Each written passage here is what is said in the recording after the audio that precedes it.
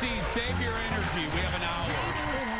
I said if I was going to do TV, because I was never not going to be myself.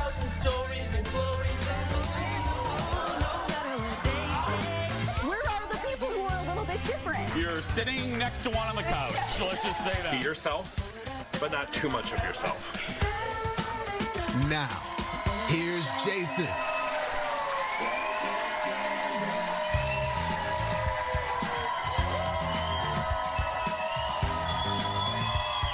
Hello, everybody.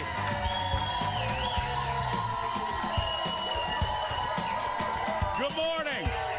Let me fix that tie.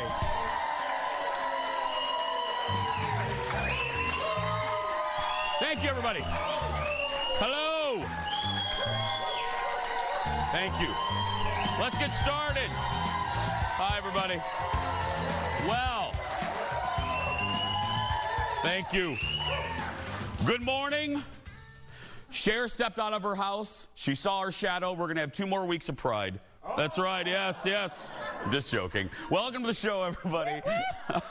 No, 1 weekend was enough for me. Woo, yeah. No close-ups on today's show, FYI. Yeah. Welcome to the show. Let's start with this. This is taking pettiness to a whole new level. So here's the deal. A homeowner in the UK kept getting complaints after a tree in their front yard that his neighbor said was over the property line. So, no audience. So he did something that I just absolutely love. Look, the guy refused to cut the tree down, so he cut it in half, removing the half that was over the property line. Right there.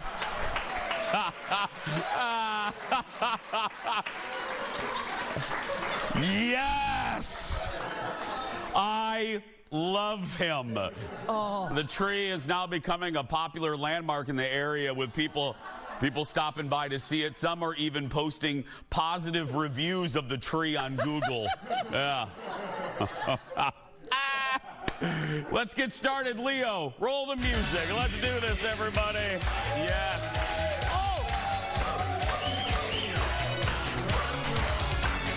Ladies and gentlemen, the sidekick today is the one and only Aaron Schwab, everybody. I love Love. You like the song? You like it? Hello, love. It feels like Pride inside right now. I know, it really does. Oh. It's taking me back. Yes. Taking me back to Pride in my 20s. How you doing, love? I'm great. You doing well? Yeah, I'm a little sunburned, but I'm good. You're sunburned? Yeah, I was walking around the park at Pride yesterday all day. Oh, it's like, because I know you had Aaron had a big show on Friday. I saw like Ed Sullivan, a really big show on Friday. Bette Midler, because if you don't know, Aaron isn't just a family member here. She's one of the best performers we have in the area. Aww. She's a fantastic, yeah. She is. Thank you. I appreciate it. You had a big show, though, on Friday, a Bette Midler show. Very, very fun. I sang my face off. I left my heart on the floor. And you sweated, too, right? I lost 13 pounds. Oh, my goodness. Thankfully, I got 4 Cosmos at the end, and it all just came back, yeah. Just filled right back in. Right back up. And then yesterday, walking around the park, I for sure had a giant corn dog the size of me, and it was great. Yeah. You look good, though. Like, I had to wear depuffing eye stuff today, so I told Leo no close-ups, but for real, I did. But no, you look great. Thank you. I couldn't tell that you partied a lot this weekend. Why, thank you. You're welcome. Yeah. Hey, okay, speaking of parties, 1 week from today, I know a lot of people have been asking what's going to happen now that Kendall has gone off to get her own radio show. Who's going to be the new sidekick? What's going to happen? I will tell you, just honestly, Jeff and I had made the decision out of respect for Kendall. I kept saying I wanted a clear runway for my sidekick sister to have the week be all about her. So I didn't answer any questions about it. I didn't want to talk about it because Kendall deserved a clear runway, and she got that. And now the runway, there's another plane. I wanted to finish the analogy. I wanted to finish the analogy that I started. There's a lot going on. I'm just going to shut my mouth and say this. I'm going to say this. The person will be revealed 1 week from today on the show. On Monday, July 8th, you'll find out who it is. If you would like to be in the audience that day, we do have some tickets available. Trust me when I say this, you're going to want to be in the audience that day, in the studio audience. So Monday, July 8th, go to eventbrite.com, search for The Jason Show, and pick Monday, July 8th. We actually do have some tickets available for this week. Tomorrow on Tuesday, Erin Schwaberini will be filling in again, so come see her. That's right. I'm really fun, too. You should come meet the audience. You are real fun. So I try really hard. Yeah. You know. And then on Wednesday, you guys asked for it. You guys asked for it. Wednesday, for the first time in 9 seasons, my husband will be filling in. It'll be, my better half. I am both happy and sad because I will be at a cabin floating on the water, but also I will not be because I'm going to watch all of what's going to happen. It'll be... I'm so excited. I don't even know what to do. We promise there'll be no marital spats for 52 minutes. We promise. How can you promise that? I can't promise that, but we'll, But he's very nervous. He's already trying to figure out what to wear. I go, you'll be fine. Put on a suit, sit down, you'll be great. So he's super hot and he has fantastic hair, so like he doesn't have to worry about anything. He'll be good. Let's worry about today's show right now, though. Leo, it's time for the hot dish. Roll it. Here we go. Little heart-shaped one. There we go. First up, joy, celebration, and major disappointment. Those all those words describe the weekend box office. Here's the deal.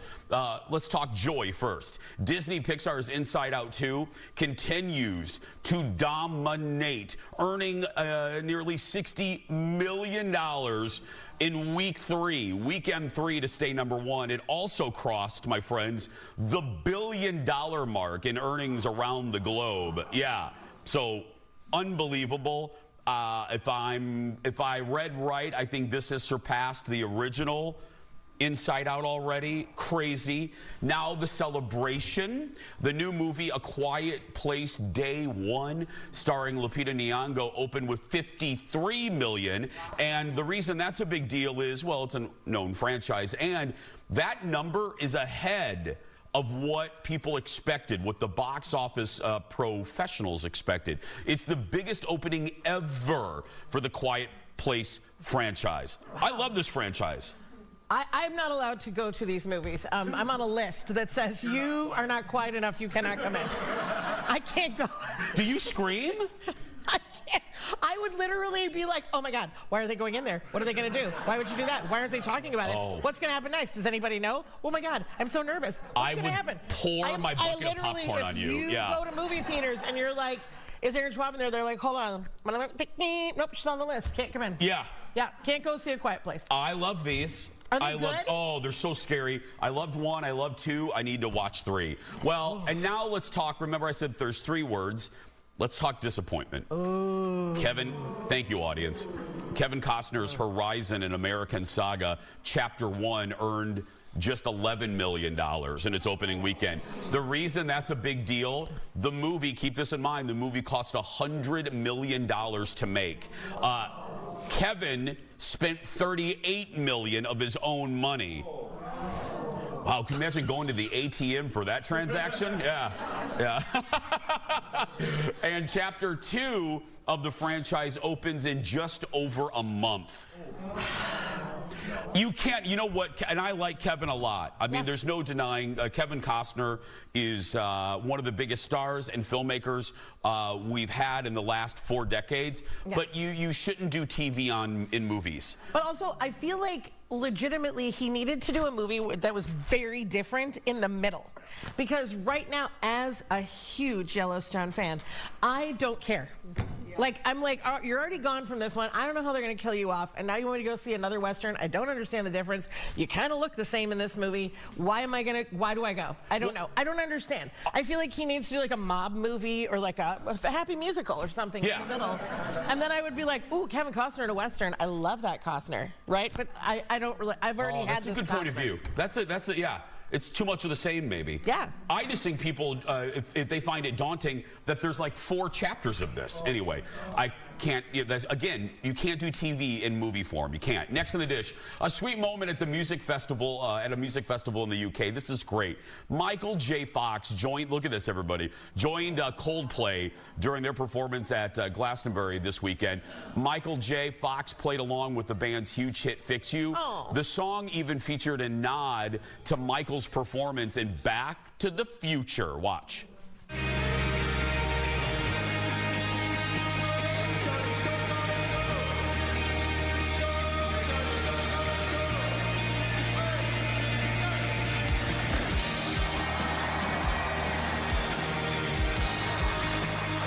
Moving. Yeah. If you've never seen Back to the Future, that song's obviously Johnny Be Good, which Fox performed in Back to the Future. Coldplay front guy Chris Martin said Fox is one of the reasons the band got together. Watch this. The main reason why we're in a band is because of watching Back to the Future. So thank you to our hero forever and one of the most amazing people on earth, Mr. Michael J. Fox. Thank you so much, Michael. How great.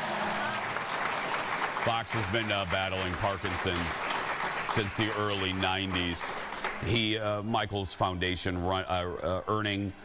pulling in, I think, over $1 billion now for Parkinson's research. The amount of good work that man has done is you can't put a pin to it. It's unbelievable for what he's done for Parkinson's research, I should say. Also, he is just only good. Only good. You don't ever hear anything about Michael J. Fox that is ever in the history that I can think of time that anyone has ever had anything to say or a crass word or like nothing. It is like a drama-free world. Yeah. I feel like it's like enough that he has to deal with what he has to deal with. But I love him. Yeah, I do too. Also, we're the same height, I think. So. We're going to take a break. More Hot Dish and more when we return. Back in a moment, everybody.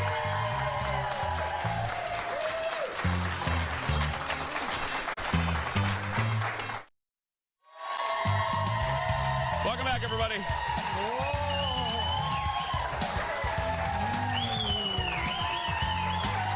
Welcome back. Fancy over there, I'm telling you. I love it. Welcome back to the show. Oh, look at that fancy shot. Look at that. Whoa, ghostly figure. Right there. Well, a party Sunday night for Andy Cohen and his show, Watch What Happens Live. Andy celebrated the 15th anniversary of his show, welcoming back some Bravo favorites. Andy also asked former housewife Phaedra Parks about her thoughts on the new season, the upcoming season of The Traitors. Look. Phaedra, what do you think of the new cast of The Traitors? Who are you looking out for? Well, you know, I love Dorinda. She's my fave. Dolores is my second fave. But I think Tom Sandoval is going to be a real wild card. Oh, interesting. Tom Sandoval. I don't know. Yeah, if you didn't watch, everybody, Phaedra was one of the most popular players in season 2 of the show that we all loved, and she was one of the 3 traitors. I still recommend, if you're looking for a summer, it's basically the version, you know those slightly kind of sexual novels that people read in the summer, you know what I mean? The Fabio, the little love. This is basically the TV version of that. If you're looking for mindless fun, watch The Traitor season 2 on Peacock. Do you feel like it's kind of like the new battle of the network stars? Kind of, yes. You know what I mean? Like, it's so fun to like tune in and see the people. And only 12 people in our audience remembers Battle of the Network Stars, but that's fine. It's fine. I used to love Battle of the Network Stars. Oh yeah, here comes Charlene Tilton versus Scott Baio. Yeah. Anyway, I loved it. Former New York housewife Sonia Morgan seemed to be enjoying the cocktails during the show. Watch what happens when Andy asked Jerry O'Connell a question. Watch this. Jerry, how's your beautiful wife, Rebecca, doing? You know what? I am going to allow Sonia to answer for me. I know that Jerry, every time I see Jerry, how's your marriage? Because obviously I would like to have sex with Jerry. Also, I feel our brands are in line and we could go with, but Rebecca is so amazing and they're such an amazing couple. I never break up a marriage. Good. Thank you. Good. Thank you. Wow. Rebecca,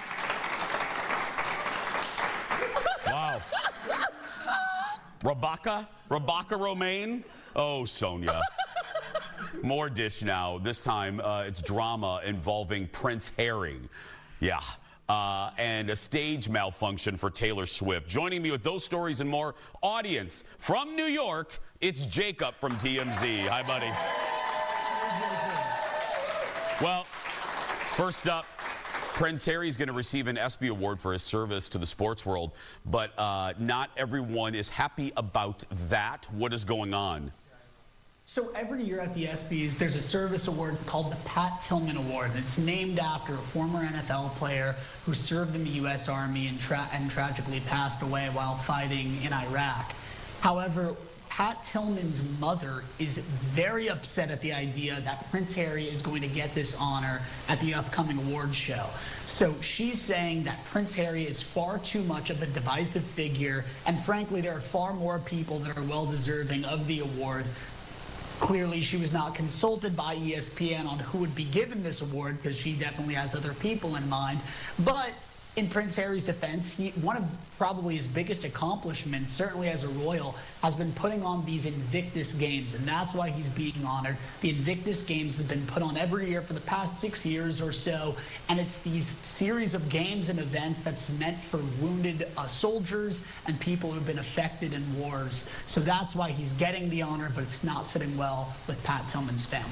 I get her argument about polarization, but in the era we're living in, everybody is polarizing. If you eliminated a polarizing figure, we wouldn't have anybody left anymore. Yeah, that's just my opinion, my polarizing opinion. Anyway, next, Taylor Swift performed in Dublin this weekend and had to deal with a bit of a malfunction. What happened? Yes, I guess this is why Dave Grohlman was making that joke. Remember last week when he said the Errors Tour? We saw an error this past weekend where Taylor Swift was standing on top of this platform, this big box. And I guess there's a point during the Errors show where it's supposed to, the platform is supposed to lower down and she can easily step off. But she was standing up there stranded, and kudos to one of the backup dancers who immediately noticed what was going on and then just swiftly swooped in, carried Taylor Swift down. And again, I know Taylor Swift, of course, rightfully so, gets a lot of credit for why the Eras Tour is so great, but you got to give it up for the backup dancers, the little guys who are making everything possible, and that's what we saw this weekend in Dublin. Yep, you can't do these shows without a great crew right there. That's right. Jacob, you enjoying New York, my friend? I love it. I'm so thrilled to be here. I really haven't spent much time here, and I mean, it is just bustling. Everyone's out. It's like when it's a good day, people appreciate it. I was in Los Angeles where it's always sunny, and now when it's sunny, people they're into it. They want to go outside, go to the park, and you're in Minneapolis. I'm sure maybe you could feel that sentiment a little bit. Yeah, absolutely. I forgot. I asked you that because I forgot. You have one more story. Justin Timberlake was in Boston this weekend and made a joke about his arrest? Yes, so he was performing in Boston, and of course this comes on the heels of him getting a DWI in Sag Harbor, the Hamptons, just a couple weeks ago. And what's interesting was in between songs, he made a joke saying, hey, any of you driving tonight? And of course, the crowd loved that. But it's interesting that he made that joke considering that his attorney has said that they're going to be fighting these allegations about his DWI and what exactly happened tooth and nail. So it's funny that he's kind of making fun of it a little bit, and it seems to be admitting his faults when his attorney is saying that they're going to be fighting this. Well, there we go. Jacob, have a good week, my friend. Thank you. Happy 4th of July early. Thank you very much. For more of these stories, go to TMZ.com or check your local listings for TMZ on TV. I don't know if like 8 days after that you should be joking about it already. You know? I don't know. Where's his wife? Yeah. Like literally, where is his wife? Well, then she needs to get on the plane and go and smack him about a bit and be like, dude, you got to get it together because there's not okay. Like, he needs a handler. Yeah. More dish now. It's a joke that's nearly 30 years old. But it seems Eddie Murphy doesn't want to forget it. Well, kinda. He's just explaining it. So here's the deal. Eddie talked to the New York Times and referenced a joke made by David Spade on Saturday Night Live way back in '95. Eddie called it a cheap shot. Now, here's the skit. Watch this. Look, children, it's a falling star. Make a wish. Yes, that's right. You make a Hollywood Minute omelet, you break some eggs. David made the joke. David made the joke after Eddie's movie, Vampire in Brooklyn, flopped at the box office. That's why, putting it in context, David did a segment called The Hollywood Minute, which I actually really loved, but that was the joke. So Eddie said it was especially hurtful because it was his family. Again, like the call came from inside the house. He's an alum of SNL, and he knew producers of the show had to okay that joke before it was done live. Eddie stayed away from the show for 30 years, probably because of that, but he did return in 2015 for the 40th anniversary. He says he's cool with David now, as well as executive producer Lorne Michaels. I've thought about this, not a lot, but I've thought about... You were up all night. I was up all night about it. worrying about Eddie Murphy's feelings. Why are his feelings hurt 30 years later? Yeah. I don't know. I get it. I was thinking about it because I think a lot of us, you hear that and you go like this, like, oh, Eddie. But if you think about it, we discussed this in our meeting. I can't remember a time when an SNL skit went after an SNL cast member. And that's where if I'm Eddie, I would be like, because Eddie's right. The majority of people leave that show and their careers, they never hear from them again. Maybe not the majority. So for Eddie's own show, which by the way, if you look at the history of SNL, Eddie saved that show. SNL was in the toilet before the year, I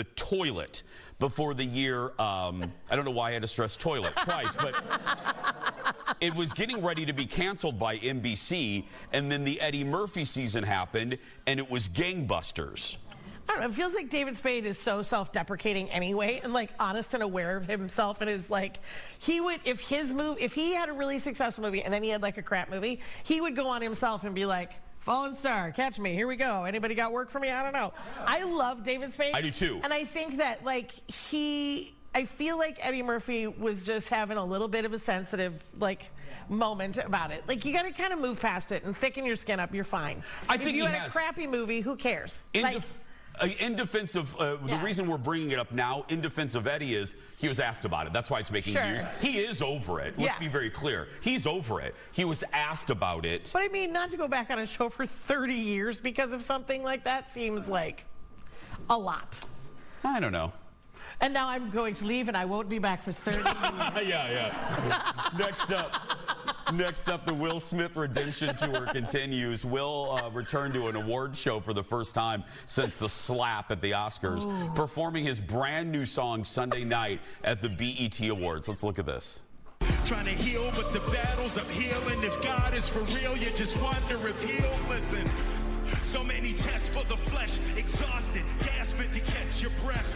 Walking through the valley of the shadow of death. When you think you got nothing left, keep going. Don't give up.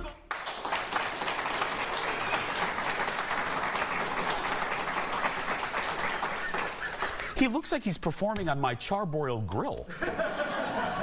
What was that stage? I have no idea. There's a lot of hellfire in that. There was a lot of there's something going on. Hellfire, and some excellent rapping. The song is "You Can Make It," and it featured some charcoal briquettes and a full choir. Yeah. I don't know. I don't know if we needed that. No, I don't know if we needed that. That's what I was just thinking. Yeah, I don't know. I don't know. Give me Getting Jiggy With It Part 2. You know what I mean? Like, yeah. Or Going Back to Miami. Right? Update that song. I love that song. I do. Summertime. I love that one. Let's do that. It's summertime right now. I don't know that I need like In the Valley of the Shadow of All. I don't even know. We're going to take a break. A very special guest to Game and more. We'll be right back. Back in a moment. Coming up in just a little bit, an American hit it big on a Swedish reality show, and now her story could be the beginning of a movie that Meg Ryan is interested in. You'll meet her just ahead. And then a game celebrating one of our favorite people. That and more when we come back. Welcome back. Glad you're here. Well, everyone has family roots somewhere outside of America. In Sweden, there's a hugely popular reality show featuring Americans finding their Swedish roots. And one woman's experience on the show changed her life forever. Watch. You are at the beginning of a very special journey. So, my friends, buckle up. It's going to be a bumpy ride.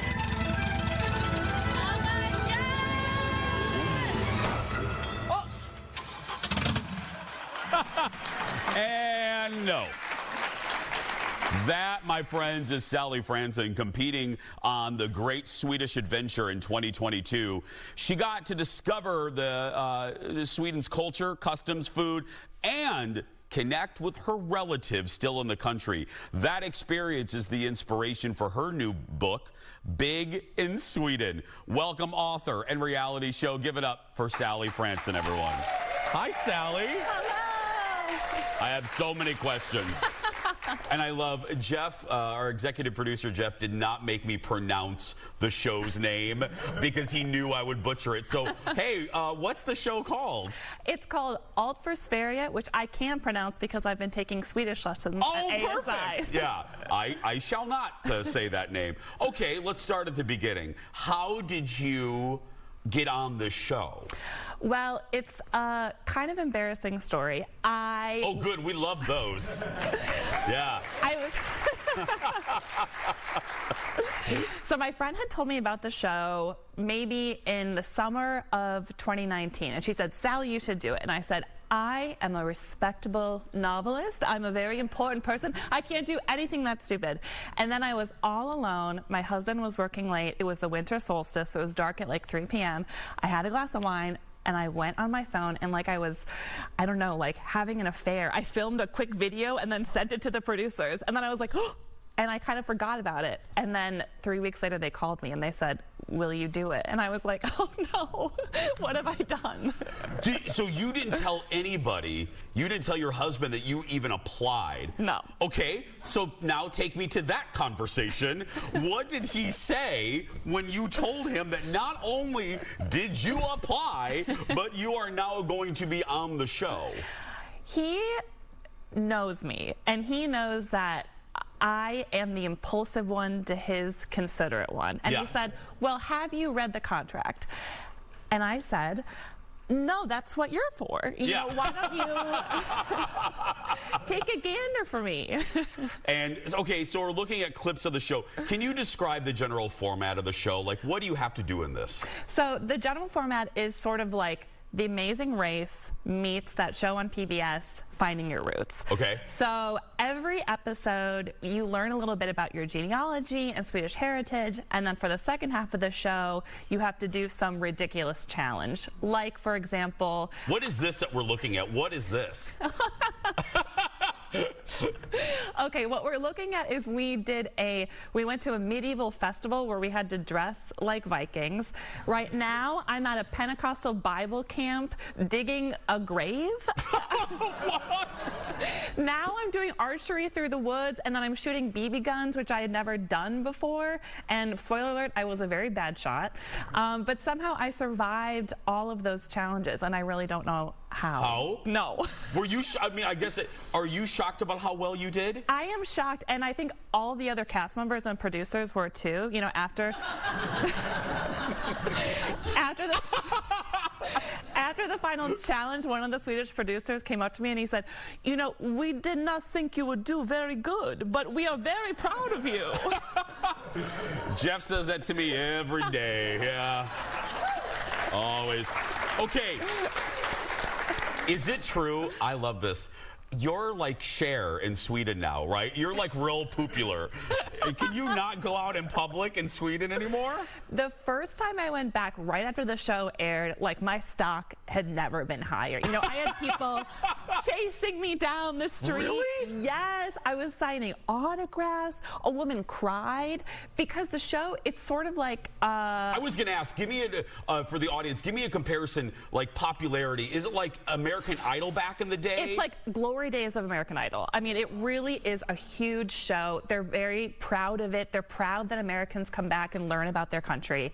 And so it has a larger cultural impact than you would think because the country only has 10 million people in it. Yeah. So, I mean, I had a guy like grind his Volvo to a halt, get out of the car in the middle of the street and say, "Alt for Sverige, Alt for Sverige," and then he started crying. He was this like older man, and the show meant a lot to him. Look at you! No, it was really sweet. If I went back now, they'd be like, ugh. You know, who's this lady? Oh, I doubt it. Because it has another season already aired? Yes, another season has already aired. Okay. So I will say the bloom may be off my rose. So you're not Cher. Maybe you're now like, I don't know, what's a step down from Cher? Karaoke Cher? Perfect. There we go. So I mentioned Sally's new book, which is inspired by her reality show experience. We're going to talk about that and what Meg Ryan has to do with all of this when we come back after this. Stay with us, everybody. That is great. And a Volvo.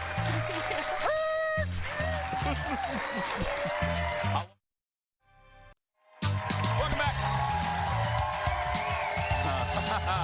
We're back with author, as she said, a serious novelist and Swedish reality star. That's right, Sally Franson. Okay, the book, we showed it right there. Big in Sweden, great title. First, and I love a good cover. That's a great, Sally, that's a great cover. Oh, yeah. Okay, what's the book about? So the book is nothing like my experience if you were to have any legal problems with it. Yeah, totally.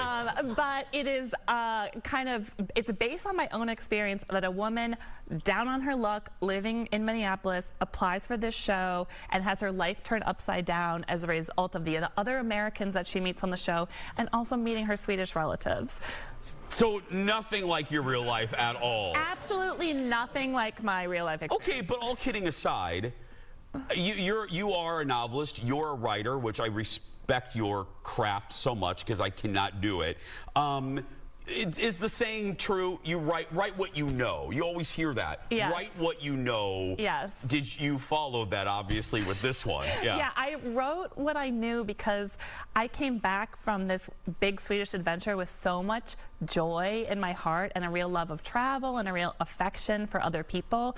And all I wanted to do was share that with others. So I thought, well, why don't I write a book about this and maybe invite people into this fun experience I had? And you're inviting Meg Ryan into the conversation. So what's happening with Meg?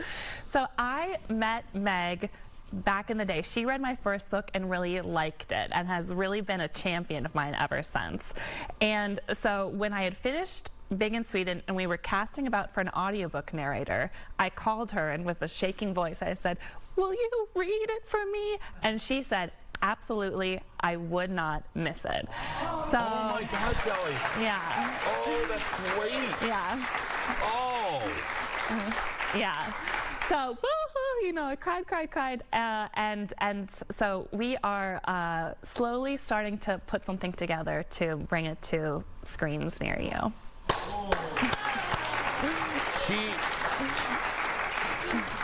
You will appreciate this, and that's why I know that she's a lover of different cultures, and her fascinations are fascinating because I show this interview often, like when we do best ofs.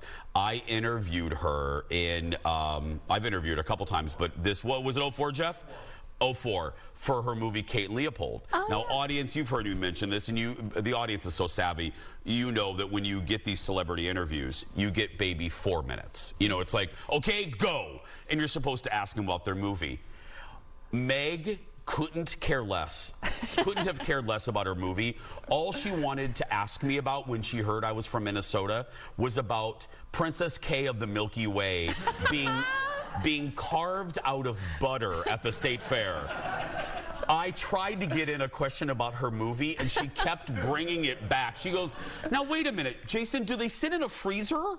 And I'm like, "Meg, you're going to get me in trouble with your publicity. I'm supposed to talk about Kate Leopold." But no, so she is delightful. She is a joy. I mean, she's really one of my favorite people on the planet, as charming as she is on the screen, maybe even more so. And so when she was recording the audiobook, she said, "I don't know how to do a Swedish accent." And then she did it for me, and it sounded a little like, "Herd, flu." And I said, "Keep going. This is everything."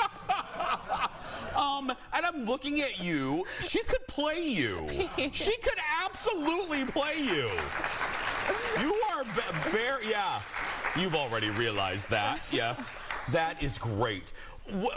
You've kind of already described it. I always like people to take me to the moment because I will never be getting a phone call from Meg Ryan.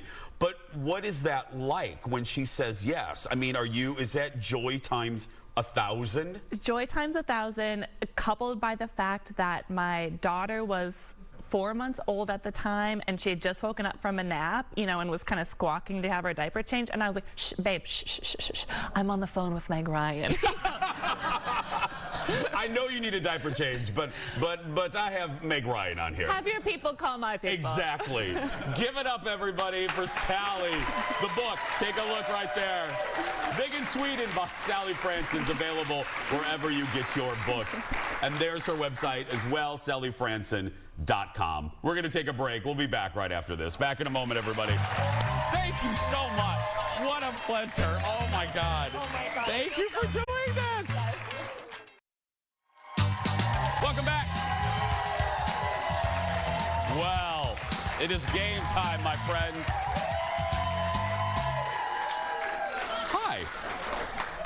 A very special birthday today. Crystal Pepsi, 1992 launch, discontinued in 94. And we want to say happy birthday to our friend Melissa Peterman, the actress. That's right. The actress and our friend from Minnesota turns 53 today. And not only, that's right, the most beautiful 53-year-old ever. Not only can you watch Melissa hosting the game show Person, Place, or Thing, but she'll be starring in a new sitcom on NBC with her friend Reba McEntire this fall called Happy's Place. In honor of Missy, who we love so much, who graduated just as the 90s were getting started, we're playing a little game. Leo, it's game time. Roll it. That's right. This decade is all about the decade Melissa and I were starting our lives after graduation, the 90s. I'm going to ask a series of questions about the 90s, and our two players must try and guess the answer. Playing today to my left, give it up for Mary, everybody. And she can't stop smiling. It's Cindy, everybody. That's right. Okay. Now, these are multiple choice. I know Aaron told you, and I also know that you won't listen, so it's fine. 9 seasons in. Do not buzz in until I give you all of the choices. But again, do what you want. Okay, here we go. Question number 1. Melissa Peterman's first big break was in the 1996 movie Fargo. What was the name of Missy's character? Marge, Sarah, hooker number 1, or hooker number 2? Mary. B. B, Sarah. No. Over to you, Cindy. A. A, Marge. No. Oh. She was proudly hooker number 2. That's right, yes. Who had no idea? That's right. When she's on the show, that's how we super her. Right there, yeah. Here we go. Super's a little graphic. Anyway, here we go. Hands above buzzers, Mary and Cindy. In 1990 featured a string of classic hits that hit number 1. Which one of these did not reach the top of the chart? Nothing Compares to You, Sinead O'Connor, Vogue, Madonna, Hold On by Wilson Phillips, or Rome by the B-52s? Cindy. D. D, Rome. You are right. You are right. Sinead, Madonna, and Wilson Phillips. That was a good year right there for music. Okay, here we go. Question number 3, hands above buzzers. Mary and Cindy? The TV show Seinfeld became a huge hit in the early 90s. What was the original name of the show? Jerry, The New York Bunch, The Seinfeld Chronicles, or The Show About Nothing? Mary. C. C, The Seinfeld Chronicles. Mary, you are right. You are on a... Keep it going. Question number 4.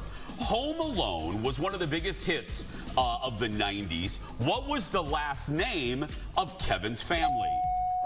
Sorry. Now they're both buzzing in early. What did I tell you? 9 seasons. We haven't had a single game where the contestants fully listened. It's fine. Cindy was just doing what I told her to do. Anyway, Cindy, I will go to you, though. Confident. McCartney, McAllister, McCall, or McCourt? McAllister. It is McAllister. Give it up for Cindy. Mary, thank you for listening to the rules. That's fine. Okay, Mary, hands above buzzers, but don't touch it yet, Mary. Okay, here we go. Which one of these businesses did not begin in 1990?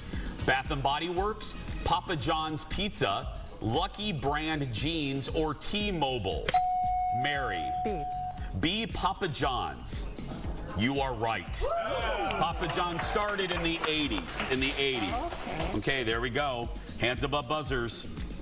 The hit Friends debuted in 1994 on NBC. What was the main paint color in Monica and Rachel's apartment? Cindy, do not touch it yet. White, gray, purple, or blue? Mary. Purple. You are right. You are right. If I would have been able to touch it. It's called following the rules, Cindy. Okay, here we go. Question number 7. God, I love you too. Here we go. This 90s TV show featured a unisex bathroom and a dancing baby. What show was it? The X-Files, Buffy, Ally McBeal, or Boston Legal? Cindy. Is it B? B, Buffy? No. Over to you, Mary, for the steal. X-Files, Ally McBeal, or Boston Legal? Boston Legal. No, it is Ally McBeal. I don't even think I remember. Well, why didn't you say that? I got nervous. I know, it's fine. I know. Okay, here's the last one. Hands above buzzers. I said buzzards. It's buzzers. It's fine, yeah. Hanson. Oh, that's... Oh, the graphic's different. Oh yeah, that's it. Hanson hit it big with Mbop in 1997. How old was the oldest Hanson, Isaac, when the show came out? 15, 16, 17, or 18? Mary. 16. Mary knows her Hanson. It's 16, everybody. Congratulations to both players. They're going home with a Jason Show mug valued at $7. So we're going to take a break. We'll be right back. Back in a moment, everybody. Thank you, sweetheart. You were great. Mary, you were great, sweetheart. You were great. Welcome back. Happy birthday to everyone celebrating with our birthday club today. They get a pin, sash, and up to $20 of free play at Grand Casino. Where is she? That's my girl. Okay, sign up for the club. Sign up for the club when you book your audience tickets at eventbrite.com or the Eventbrite app. If you can't be here on your exact birthday, don't worry. We'll give you a few days before and after your birthday to come to our studio and celebrate. We're going to take a break. Don't go anywhere. We'll wrap things up right after this.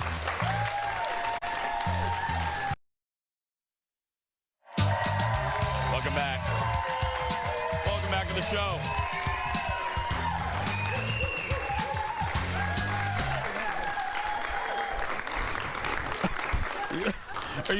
What are you doing? Attracting a bull, or what are you doing over there? I don't know. What do you feel like? Oh, God. Again, you know, it's going to be, you goofball. It's going to be a real fun week. Aaron's with me today, tomorrow. Again, my husband Colin will be filling in on Wednesday. And then on Thursday and Friday, you're going to love it. We're pulling some episodes from the past for our best of. So, yeah. The archives? The archives. They're digging deep in the archives. I mean, not deep in the archives, probably like last Wednesday. But, I mean, hey, they're the archives. It depends. And then on Monday, July 8th, we will unveil the new sidekick. And I got to tell you, Cindy applied for the job. Cindy from our game applied. Mm-hmm. I had to tell her, unfortunately, it's already a done deal, Cindy. I'm very sorry about that, yeah. But maybe next time. She's on the list of if this person can't, exactly. And they can't. If they can't fulfill their duties, you'll be it, Cindy. That's right. Hey, tomorrow it's time for another Jason Show retro recipe. Wait until you see what Aaron and I have to try tomorrow. Plus, we're opening up the Jason Show mailbag. That's tomorrow. It's real gross, trust me. Right now, though, that's going to do it for us. If you're watching and you're a kid that's being bullied, go out there and be yourself, because nobody can tell you you're doing it wrong. Have a great day, everybody. We'll see you back here tomorrow. Bye.